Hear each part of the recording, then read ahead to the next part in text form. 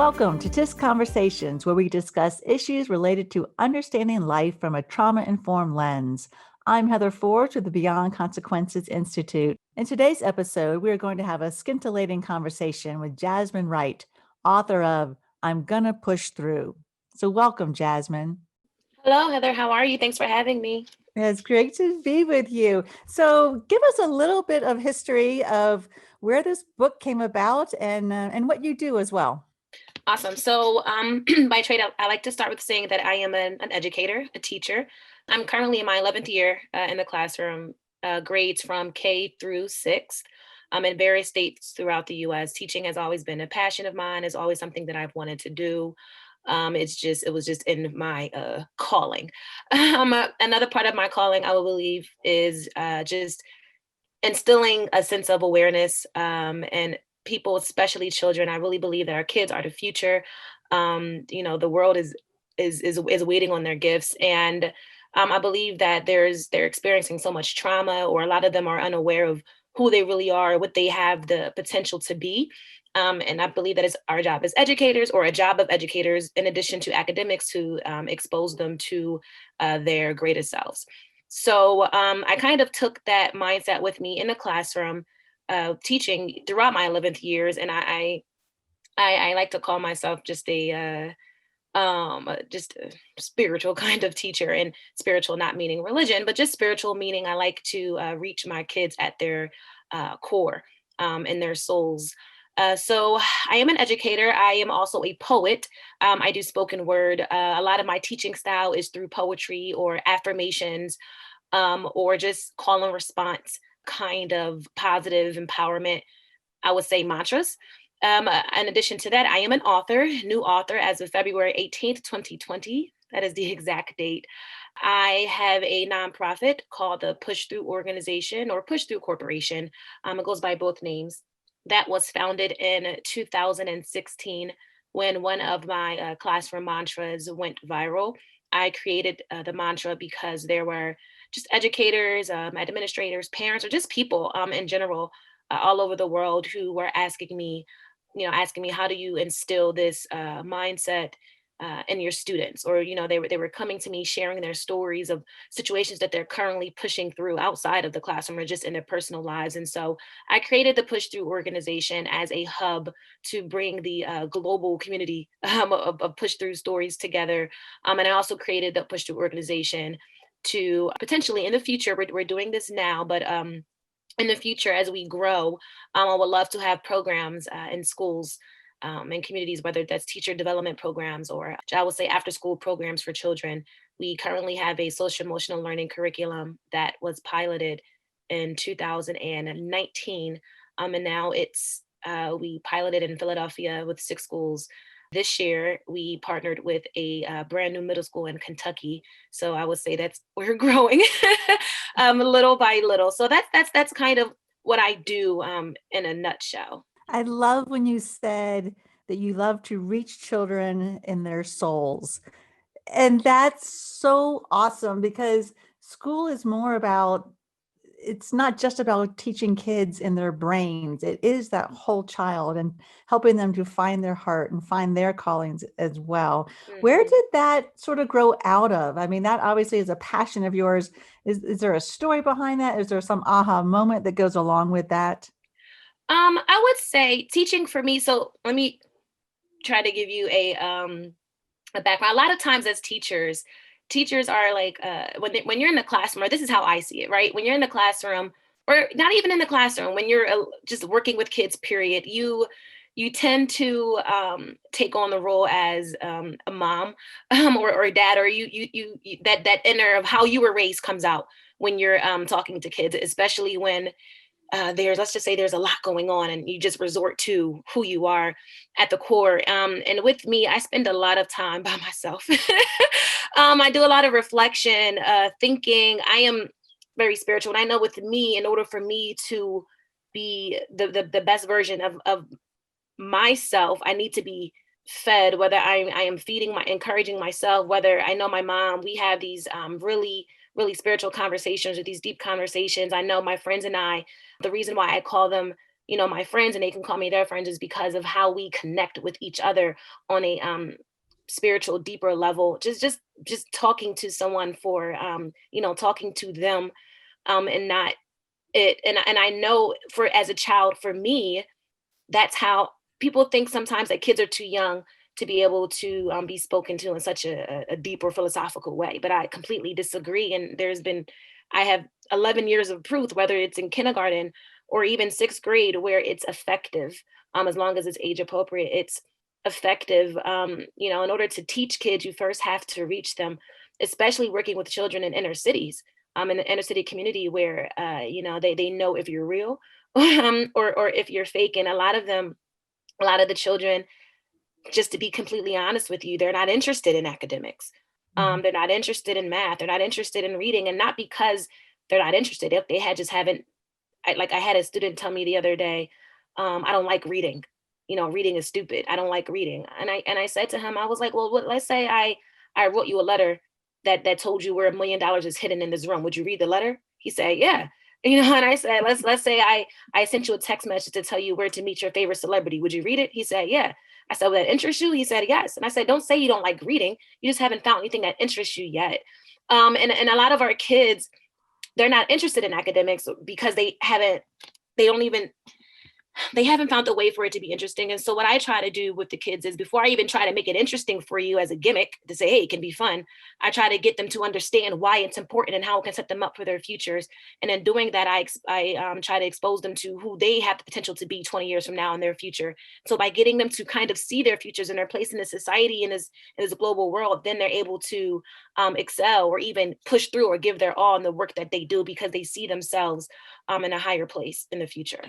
I love that you see that kids are so much bigger than what we give them credit for, especially our young ones. And Yeah. so by reaching kids first rather than just teaching academically, what have you seen that has been the outcome of that? I'm sure you've got some really good stories of what it means to reach a child first rather than to teach them their ABCs and compare it. And I know you see other teachers in other Mhm. classrooms, and not asking to compare in a negative way, but Of course. what does that do then to build up that student, and the result, the outcome has got to be phenomenal. Yeah, it actually is. And let me just say, to piggyback upward, to just add this 2 cents. I don't want to say that I know all of the proper ways to educate children, and my way is the best way. I will say, just like every teacher, I'm struggling.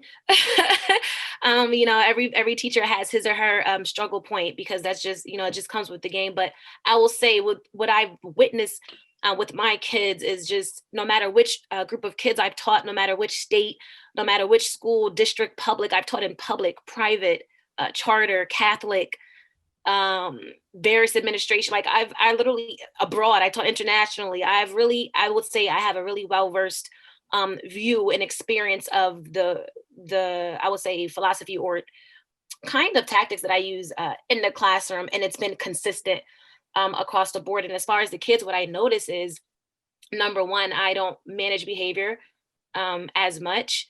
They manage themselves. Of course, I have to call children out on certain behaviors, but they're able to understand. I just tell my business again. 10 years ago, I was the teacher to raise her voice, or I would yell, right? And then I would go home and I'm sleepy. At the end of the day, I lost my energy, but I don't raise my voice anymore in the classroom. I might speak strongly and firmly, but I don't raise my voice. I don't get heightened in emotion, because with the children, when I give offer them a directive, they, instead of them getting defensive about it, because we have these conversations, they understand where it comes from, and they understand, they're able to take accountability, and they put the ball in their court of control, and they're like, well, Miss Wright is right. This doesn't align to who I am. And so they're able to stop themselves before it's like me being preactive as opposed to react, or proactive, excuse me, as opposed to reactive with behaviors. I will say students are giving their all. They're giving their all. Even students who struggle academically, they are giving their all. Even if there are days where they have their days, because we're human and we all have our days.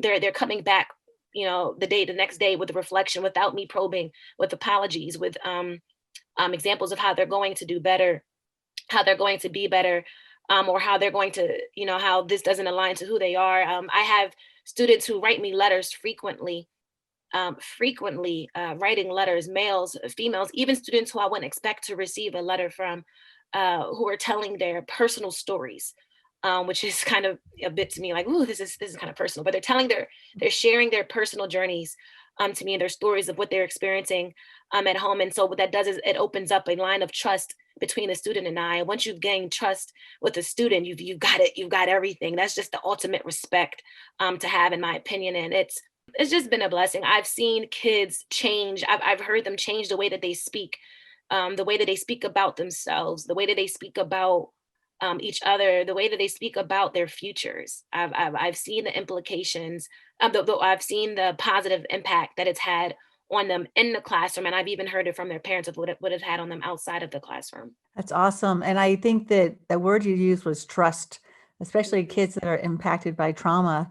Yeah. Not only do they not trust others, especially those in authority, which you're breaking that barrier with them, they don't trust themselves. No. And what I hear you saying is that you work so hard to put it back on them in an empowering way, in a way for them to find that inner voice, to find that inner strength that is so that will lead them forever. That's not just to get them through kindergarten or second grade. That's a skill Yes. set that you're giving them for a lifetime of success. And I just applaud you for that. That's why I absolutely love your work, because you see that it's about our kids, like you said, aligning up with who they are, and then miracles can happen. Yes. Yes. Yes. Meeting them where they are. See, a lot of a lot of times people are thinking, you have to meet me where I am, and I'm the teacher, you're the student, and you do this, and you need to believe in yourself, and you need to do this. Or they think that they're preaching, the teacher life skill. If you do this, you got to be better because you're going to be better. Or that's not it's not reaching the kids. They hear you, they most definitely hear you, and they understand you, but they're not receiving it because it hasn't been presented in a way for them to believe it. They don't even believe that they're worth it yet. They don't even believe that they're worth it. Even the child in the classroom who is excelling, who is the star student, who's just naturally bright, and gifted, even he or she doesn't believe it because he or she's confidence is based off of the A or the B or the D that he receives. That's where their confidence lies, and so they don't even believe it, and not because they come from broken homes. Not everybody comes from a broken home. It's just that they don't believe it because they're still so young, and they're learning how to maneuver and manage trauma and the lies that the trauma tells them, or the lies that that person tells them from, and they look in the mirror and they believe it. Like they're still learning how to selectively choose what enters and into their brain and manifests into their heart and what doesn't. And so I try to teach them that. I just try to instill that in them. I try to get them to encourage themselves. I tell them all the time, there are going to be days when Miss Wright isn't here. Your cheerleader, your mom isn't there. Your best friend, your dad. Who do you have? Is you. Is you and whoever, whatever. If you believe in a higher power, that's it. And you just need to learn how to encourage yourself. What are you going to quit? What are you going to give up? What are you going to keep telling yourself you're not good enough until you speak to somebody who tells you that you can? No, that's not what real strength is. We talk about what real strength. Real strength isn't, oh, I can win the fight. Real strength isn't I can beat you in a race. No, real strength is, can you compete against yourself and your mind? Can you win that battle? Can you do something that's hard for you to do mentally? Can you overcome this challenge? That tells me how strong you are. Can you admit when you're wrong, when you don't want to admit that you're wrong? Can you battle yourself? And I try to get my kids to learn that tactic, of challenging themselves in the proper way, of encouraging themselves to keep going by knowing that they're worth it. And so I just, my kids say to me all the time, Miss Wright, are you about to preach again? Yes, I am. Yes, yes, I am. And they don't say certain things in the classroom to me, and then if they say it, they stop and they look at me. They're like, sorry, I didn't mean it. I didn't mean it. I'm like, no, it's too late. It's too late. Put your pencils down. It's time for a mama moment. And they're like, oh no, I'm sorry. I'm like, no, it's too late. Because everything is a lesson in the classroom. Everything. Everything is a lesson. So Every when single. you're talking like that, I just hear, like, if I were a teacher and I would be like, well, how then? I mean, I know you don't like set aside just 5 minutes for this empowerment mama lesson, but something tells me you weave it into everything, that you weave it into math, into English, into Yeah. science. Like it is part of the fabric of your classroom. How would you then explain that to an educator of what that looks like? Because that's not how we're traditionally trained to do that. Yeah, yeah. Teaching, well, social emotional learning is, what I like to, well, not what I like, what's referred to as, these new scientific terms and all of that. But with SEL, it doesn't have to, it can be, but it doesn't have to be a standalone kind of, not subject or skill. It doesn't have to be a standalone standard. It doesn't have to be, okay, here goes 20 minutes for SEL. To me, that's kind of, well, whatever. Let me not. I just feel like it's good to have it, but it doesn't have to be the best and most effective way for SEL to be utilized. It's if it's integrated in the academics, and Right. that doesn't mean, okay, here goes math. 5 is opening. 5 is SEL. 5. No, that's just silly. The best way is the natural way. Let it flow. And that's why SEL isn't a lesson. SEL is a mindset, right? When it's a mindset and it's who you are, it's just going to come out in whatever you do. It's not a lesson. It's not, okay, let me remember this skill. Let me study for this test. It's you have to embody it and have to be who you are. And when I'm teaching math, especially math and reading. Kids with these, when they see that text, they, oh my gosh. So they get intimidated, like, where does it come out? It comes out in math when we're right now we are doing expanded form of decimals, when we're breaking the decimals up, and the kids are getting frustrated or they're getting discouraged. And I have to stop the lesson and say, it's just numbers, right? These are just numbers. You are bigger than these numbers. And so that's an SEL lesson, because we're talking about the power of perspective of how to view things and how to tackle it, right? And it's okay it's okay if you get it wrong, right? What can we do so that next time we can get it right? And so there's a lesson there. It's even in social studies. Another one of the lessons in social studies was when we were learning about particular culture, and the students, I think the student was, not the student, the character was eating something with her hands, right? And somewhere in a country in Asia, I don't want to get it wrong. And one of my students, not all of them, it just takes one student for me, right? And then one of the students said to me, ew, that's nasty. That's dirty. I said, what? Um, and that's an SEL lesson, but that SEL lesson was exposing them to like a social awareness, like to other cultures, to other things. And where I had to tell them, I pulled up a map on the smart board, and like a map of the world. I stopped the social studies lesson for this, and I told all of the kids to hold up their pencil point, right? Hold up their pencils. And this is when we were in the building. Now we're virtual, but they held up their pencil point. And I said, look inside of your pencil point. Just stare inside it. Just make yourself cross-eyed for a second. So they're looking silly and staring at the pencil point. And I'm like, do you know that inside your pencil point, that's just the state of Delaware? That's where we live. Inside of your pencil point is your mom. Inside of your pencil point, all the schools in Delaware. It's your favorite clothing. It's your favorite rappers. It's your favorite singers. It's your favorite food. It's your favorite song. It's your favorite grocery store. That's just one pencil point. So then I took the pencil point and I put it on a map and I put it to where Delaware is. I said, look at this pencil point compared to the entire world. There are billions of other pencil points out in the entire world. What makes you think that the entire world has to be consisted of your pencil point? I said, who wouldn't want to learn about the other points in the world? You don't think that you're big enough to travel the world to be exposed to something outside of Delaware? And so then we talked about what it means to travel. And a lot of my kids are telling me they haven't even left Delaware. And that explains to me a lot of their mindset. And so we talked about how many people, it went into a cultural conversation. But the thing is, any conversation, everything is a teachable moment in the classroom, from the kids, from things that they say, from reactions that they give, from body language that they show. Everything is a teachable moment, and an SEL moment for me in the classroom. I really can finish a lesson on time because I make it. I constantly infuse SEL, but it's effective. I will say that. Absolutely, because I do see a lot of people, they hit the check mark. Okay, we spent 10 minutes doing SEL a day, check mark, we're done. And then it stops there. And as you were describing, this is a mindset. I love that it's a mindset. It's not just a topic that you go over. And I think that is where you're helping kids to expand, even if they don't have the ability to leave Delaware, to leave their small little world right there, that you can still expand their minds. And I don't know that people have really thought about it in that perspective, that it's not physically moving that. And you know what? Right now, I think this pandemic is kind of giving us that thought, because literally we can't move around like we used to, but you can still find happiness. You can still Yes. find what you need because it's all right inside your mind. So I think that you were before your times, Jasmine. You've been No. teaching us, and now we all have to listen to you because we're all in this pandemic together.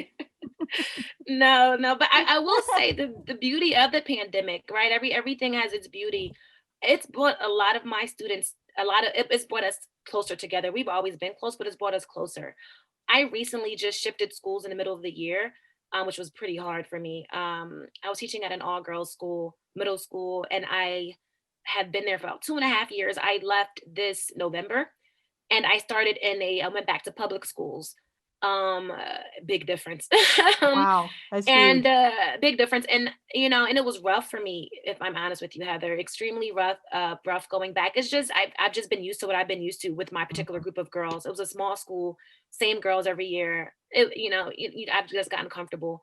And so, but with this new school, which is an excellent school. It's just new. Sometimes we think it's bad, but it's just new, and every new thing comes with a Different. challenge, right? It's different. And so I initially thought, the push through girl, right? I initially thought, I can't do this. I can't, right? I can't, like, this is, oh my gosh, I can't, like, I need to go back to what I'm used to. And I'm glad I didn't allow that short thought to, redirect me, and I stayed. And the beauty of it is that before, we're virtual now, but when I went in November to this new school, we were in person. So I was able to spend a month with my kids in person, and we just shifted to virtual. This is our first week virtual. And I will say, this week virtually has been beautiful. We've gotten to know each other so intimately. It's just been beautiful. All of my, they're on time and they're engaged, and my cats are hopping in a Zoom, right? I'm seeing their siblings. And so I think it's a pandemic and it's rough, but I think teachers can use it to their advantage to learn more about their students. We're in their intimate spaces, we're in their personal spaces, right? We're in each other's personal spaces. So I get to see them on a different level. And it's just been beautiful. We've just been able to connect beautifully, even with their parents. So I just will say there are blessings in the pandemic for learning. I'll say that. Yeah, I was just speaking to a couple of educators this morning, and they were saying how they're having a hard time getting kids to show up for virtual school, that their Hmm. attendance has definitely dropped. And you just said everyone's showing up on time. So that tells me that the dynamic of the classroom, that your relationships that you were even just in 1 month's time were able to establish. Would you say that's why they're showing up, or is there something else that you can kind of pinpoint? If someone were to listen who's struggling right now with getting kids to show up even to the virtual environment, what is it, what can people do to create more of what you are seeing with your classes? Yeah. Relationships. It's relationships. That's it. Like, that's the I only know. the only answer. They have to, even if the kids don't want to do academics, they are there. It's the relationship piece. It's the I don't know, like, it's just relationships. No, They're I showing up agree. I mean, and enjoy. Yeah. the answer, and it seems so simple, but it truly is the piece that connects all of us together, whether we're in the same building or spread out amongst the entire city. Yes. Yes. It's I should have a more um No, I think it's that simple, Jasmine. should have it. I am trying to think, it's relationships, Heather, and that's bigger than what people know it is. And not a relationship, here I go, not the relationship where it's, okay, here's a brain break, and so we're going to do a brain break teaser. That's cute and all, but that's not the No, foundation of a relationship. And I hope I'm not getting myself in trouble here. Relationships aren't, here goes the okay, here, let me insert this game, and we'll play this game. Let's do, and games are great relationship builders, but they're not great if you're not exchanging anything, right? Relationships are based off vulnerabilities. My kids know, right. even in this month, vulnerabilities, they know. We know each other, and not a, okay, let's play a game. You go first, you go second. Ha ha ha. This was fun. They still don't know you. You don't know them. Just because you're like, and I feel like, and we get that confused as educators sometimes, and that's a great start. Just because I laughed and joked with you about something that was funny, it doesn't mean we have a great relationship, because we still don't know each other. And I think, I'm not saying teachers need to go and ask students personal things, because that'd be invading too much, but it should be, it is a blessing when students offer that to you. Well, Um, it's, I think, Yourself Jasmine, as what a I think model. I hear, and I just, Mhm. in knowing you, it's not about them, it's about you, and it's about the Yeah, teacher or whoever is that person in charge. Your heart is open. You are it's very open. naturally open in that space of your internal world. I And as am. you said, kids know, they know if you're authentic, they know if you're pretending, they know if you're just reading off a script. Yeah. And so that relationship, I do believe, is totally dependent on that leadership that you have, and leadership meaning the openness and vulnerability that you put out, and you Yes. set the tone for that. Yes, I agree with that. Teacher models. Yep, using myself. That's exactly it. Heather, I use myself as a model intentionally, often. Mhm. I go into the classroom intentionally, just being open, honest, and myself. I am always myself. I don't know how to be anyone else, and I I am intentional with that. I'm talking like, even just um, what is, remember the first week of school. I don't like, one of, just being myself. My, like, I'm the kind of teacher who, as I'm teaching and I see a student is struggling putting her hair in a ponytail, I'll go up and I'll help her put it in the ponytail, right? Or as I'm teaching, it's just that, it's just, listen, we're in a classroom. I understand, I'm a girl too. I know it's kind of hard to reach the back. Let me let me help you. And so it's just things like that. I try to make the classroom a living, like it's my living room. And when Right. I go in It's with your them, family. it's my family. And I go in with that mindset, not student teacher. I know who I am, so I don't have to prove it to them. I know who I am. I know what I come with. I know what salary I'm making. I know what my education, I know my degrees. I know who I am. I'm not walking in like the big Willie in charge. I know. And so I don't have to go in with that. They know who I am also. And so let's just go in. I go in as in the relationship. You know that I'm the mom of the classroom. And if you respect me, I'll respect you. And you need to know that I'm going to push you. I'm going to make you give your all. And there are going to be moments where you're not going to like me, and that's okay. That's okay. But I promise you, by the end of the year, you're going to respect it. And by the end of the year, I won't be pushing you. You'll be pushing yourself. And that's how I talk to them. So So, I'm gonna push you a little bit on this. So my all right. question now is, my question is, at what age did you know who you were? Were you just sort of born that way, or was this a process, or was it like an epiphany at one point in your life? No, that's a journey, Heather, that I'm still going on at the moment. Mhm. I don't think I know who I am, and I can answer the interview question, but I am still, the funny thing is, the curriculum that I have, the social emotional learning curriculum, every lesson in there is not only a lesson that I've taught with my kids, that I've taught in a classroom, but it's a lesson that I'm going through myself. That's what makes the curriculum authentic. It's Jasmyn talking to Jasmyn, lessons that Jasmyn's had. And the very first lesson is, who am I? And I think that's the biggest battle that people face. They know, like, knowing who they are. And so I'm still figuring that out within myself, and I know that that's a lifelong journey. And so I just try to get kids early with that journey too. And if they may not know the long intricate answer, but they can start with knowing, that they have a gift, or knowing that they are somebody, knowing that they're not a mistake. That's just the basics of it. And I think as they grow in the journey, they'll just get deeper with it. So it wasn't, I will say, I don't know why. I should have an answer why I've always been into this journey of figuring out higher sense of self. I will give credit to my spirituality, and also my mom. I've always been like that. I've been writing since I was a little girl, like second grade, and I just remember some of my writings have just been pretty interesting. My mom's like, "What are you talking about?" I'm like, "I don't know, but it's what I'm thinking about." She's like, "Okay." I think you were just born for this, Jasmine. I do. I know it is, of course, it's always a That's continual funny. journey, but I do think you came in hot, ready to I do came this. out ready. Yeah. I was like, my older brother is like, it's not always that deep, Jasmine. I'm like, but it is. He was like, oh my gosh. That's good.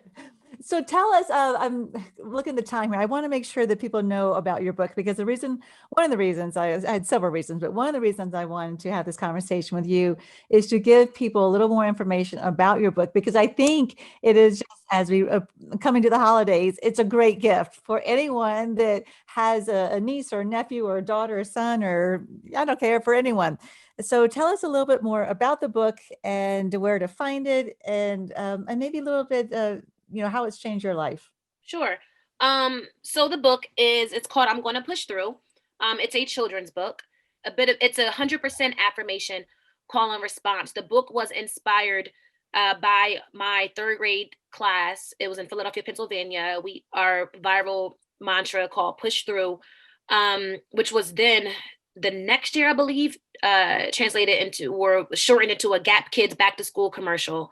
And once that took off and I saw classrooms around the world just repeating or replicating the mantra in their schools, I decided I wanted to leave a longer legacy, a legacy with print. So I created the book. The book has two mantras put together. It's two of my favorite classroom mantras called I'm Going to Push Through and I Am. It can be read in a call and response style, just like the classroom teachers, meaning the reader, or let's say there's a mother and child or father and daughter or whatever, the older person or whatever can read the first line and the next person can respond with the responding line of the mantra and there are hand motions to go with it. I love the book because it's extremely diverse. It's I just love the diversity. Any child, no matter what he or she looks like, affiliates with, can pick up the book and be able to see themselves. And that was one of the things I wanted the publisher or illustrator to do, is to make sure that every child is represented in this book. I know the power of representation. So I love that it's extremely diverse. The examples of figures who have pushed through and overcome adversity, they are diverse. Some influential figures children know, some of them children don't know. But the beauty of the book is that at the back of the book, it gives a paragraph into each person. I believe that we need to learn about our unsung heroes as well. The book can be found on I would say Amazon, Simon and Schuster, Barnes and Noble, any major kind of bookstore, publishing bookstore. It can also be found on any major indie, small, independent bookstore website, or if bookstores are open in there as well. Have always been a firm believer in affirmations. For me personally, it has changed my life. And I reflect back and wondering like, oh my goodness, what if I had had these really strong, positive, empowering affirmations when I was 5 or 6 or 7 and the difference in my life. So I love the fact that you have this in print and it is beautifully illustrated. And I do think that you absolutely accomplish your goal of representing every child. And not many books can you say it's a one size fits all. This one really is, because it's every child that needs that sense of empowerment, that sense of I am, and you have definitely accomplished that. So I'm a big cheerleader of the book. So for everybody. Thank you so much. That's just book one. I have more things in the menu coming hopper, up. huh? Well, actually, Yeah. your SEL, tell me more about that, because I think that obviously this is a piece that is moving through schools in a beautiful way, that the awareness that we have to teach the whole child, which includes, of course, then their social and emotional development. So tell us a little bit more where that information, the SEL curriculum that you've developed. I know that's not your end all Sure. game. That's going to be forever growing as well. Yes. The SEL curriculum is called Lessons Through Affirmations. There are 4 modules. Each module has 15 lessons. It's available for grades K through 8. And the beauty of the lessons is that, okay, so the first module is called Identity and Awareness. The modules take children through, I would say, a rites of passage or a rites of growth, if that even makes sense. So the first module is called Identity and Awareness. Each lesson has many affirmations, and each module has a module affirmation similar to Push Through. So after Identity and Awareness, the next lesson is called Resilience and Grit. So once children know who they are and they're learning about the identity of others and differences and gifts and purposes and learning their stories, now they have to learn, okay, I have to push through, because I have to reach this end goal. So the next module is Resilience and Grit. The same thing. There are many affirmations throughout each lesson, with the end module with an affirmation module for the entire module lesson. After resilience and grit, your next responsibility or the next module is accountability and responsibility. So now that you know who you are and you're pushing through, you now have the job of holding yourself accountable, right? Or holding, responsibility or being accountable. There's a module affirmation for that. 15 lessons. And again, each lesson has their own mini affirmations. And then the last module, the fourth one, is service and leadership. So after identity, then you have resilience. Now you holding yourself accountable. Now that you're equipped with this knowledge and you're equipped with this new information, you now have the job and the responsibility to give back, to pay it forward. You pay it forward in leadership. You pay it forward in how you walk and how you talk and how you treat others and how you treat yourself, most importantly. And also you pay it forward in service. What are you going to do with it? How are you going to give back? How are you going to make a difference and leave your mark in the world? For that module, again, there are 15 lessons. Each lesson has an affirmation, but for that module, there is no module affirmation. The student and teacher, or whoever has a module, they create the module affirmation themselves. Nice. That's how that goes. I love it. I can't wait to see it. Well, Jasmyn, I tell you, if I had a time machine, I would go back in time and show up in your classroom and you be my teacher. Thank you. It would do it. I love this conversation. I could talk to you for days and days and days, but we are going to end it here. And I so appreciate you joining me and just opening your heart as you do for your students, but to just give your insights and your love and your dynamic self that you are. So thank you. Thank you, Heather. Have a great day. Yeah, you too. Bye now. Bye. This has been TISConversations. I'm Heather Forbes with the Beyond Consequences Institute. For more trauma-informed resources, please visit beyondconsequences.com. Thanks for listening, and remember, love always prevails.